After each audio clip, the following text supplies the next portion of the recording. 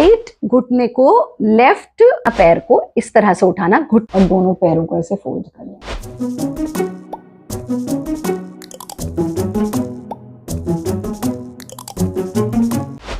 नमस्ते, मैं हूं आचार्य प्रतिष्ठा। क्या आप जानते हैं मां प्रकृति ने आपको प्रतिदिन 8 घंटे दिए हैं अपने पूरे दिन के वियर एंड टियर रिपेयर्स करने के लिए, हील करने के लिए अपने आप को, पर हम उन 8 घंटों को यूटिलाइज करना नहीं जानते, और वो है आपका स्लीप टाइम। किसी को 6 घंटे में भी बहुत अच्छी नींद आ सकती है, किसी को 8 घंटे से ज्यादा भी लग सकते हैं, पर जो चीज महत्वपूर्ण है वो ये कि हम कितना गहरा सोते हैं। और अच्छी नींद लेने के लिए नियमित योग साधना बहुत जरूरी है। आज जानते हैं बहुत सरल से योगाभ्यास जो आपको अच्छी नींद देंगे, जिसमें सबसे पहले हम ले लेते हैं भुजंग आसन का एक वेरिएशन, जिसको हम सुगम सर्पासन भी कहते हैं। आप इस तरह से लेटेंगे और ऐसे लेट करके बस अपने दोनों कोहनियों को जमीन पर टिकाना, अपनी दोनों हथेलियों में अपनी ठुड्डी को टिका देना और दोनों पैरों को ऐसे फोल्ड कर लेना। ये सुगम सर्प का ही एक वेरिएशन है जो हम ले रहे हैं। थोड़ी देर इस स्थिति में जरूर रुकें। ये तीनों अभ्यास आप सोने से पहले भी कर सकते हैं, अगर एकदम से खाना नहीं खाया है, यानी 2.5-3 घंटे का गैप है। वापस आ जाइए।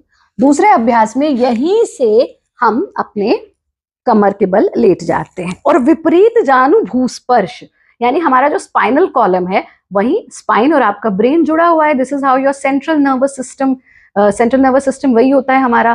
तो दोनों पैरों को फोल्ड करना और दोनों पैरों के बीच में कंधे जितना गैप दे देना। हाथों को इस तरह से इंटरलॉक करके सर के नीचे टिका दीजिए। अब हमें क्या करना है कि राइट घुटने को लेफ्ट टो से छूने की कोशिश और गर्दन को दाएं तरफ ले जाइए। वापस आ जाइए। फिर इसी का उल्टा कर देना, गर्दन को लेफ्ट साइड ले जाना और वापस आ जाइए। विपरीत जानु भूस्पर्श, इसको आप 4 से 5 बार रिपीट कर लीजिए।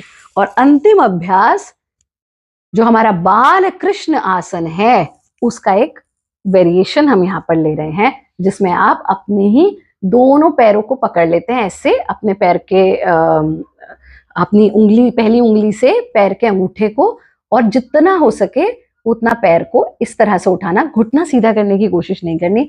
थोड़ी देर यहाँ लेटे रहेंगे, यथा सामर्थ्य यहाँ रुकना और फिर धीरे से पैरों को वापस ले आएंगे, घसीटते हुए रिलैक्स हो जाएंगे। इसको भी आप 2 बार दोहरा लीजिए। फिर जब उठेंगे तो हमें करवट लेकर के उठना है। अगर आप बिल्कुल नींद से पहले कर रहे हैं इस अभ्यास को, तो बस इसके तुरंत बाद आप सो जाइए, या फिर आप अपने दैनिक अभ्यास में भी इन क्रियाओं को ऐड कर सकते हैं। आप हमारे साथ जुड़े रहें, स्वस्थ रहें, मस्त रहें, व्यस्त रहें और किसी परेशानी से नहीं त्रस्त रहें।